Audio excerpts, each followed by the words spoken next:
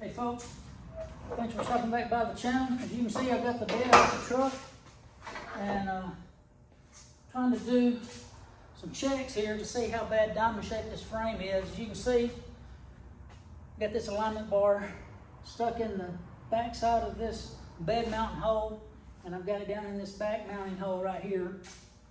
And these holes right here are the same. They should line up the same. So you take that thing and you exit out. Set it on top right there, and you can see that the driver's side is longer than the passenger side is. So this thing is like this. The frame is a little bit out of, well, it's like, this measures like 5/8 or 3/4. So when you go to pull it, it'll be about half that.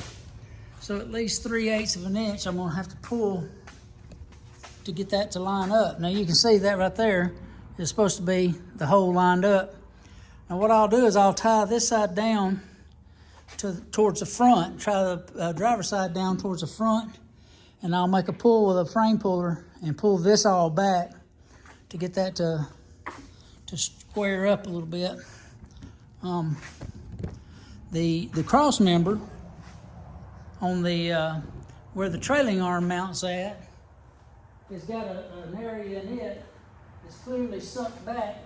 You can see where it's, let me take this out and try to bring you in closer. You can see the trailing arm mount on this side where this thing hit this fence post. This thing was hit real hard on the passenger side right here, and it was knocked back that away, okay? And you can see where that thing mounts at is all bulged out towards the back. That thing is supposed to be flat like this side. The driver's side, see, that surface is flat down through there. But there is a good bow. See if I can get the light right where you can see. This thing is bowed out where that thing got sucked back when it hit that fence post. And the cross member is pulled loose up in there. I showed that in the other video. And but you can see where some of the damage is in that area right there. It's just knocked towards the back of the truck. And that'll have to be taken off and flattened out or heated up with a torch real hot and put some steel on the other side and hit it. I'll probably have to take the trailing arm off. May even have to take the whole cross member out. Not real sure. But you can see where the drive shaft is hitting that thing. So there's something's got to give somewhere.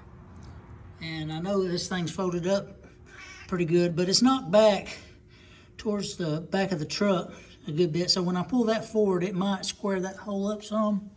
Get the rear end sitting in there straight where the U-joints and all are more lined up. And that drive shaft will probably track better.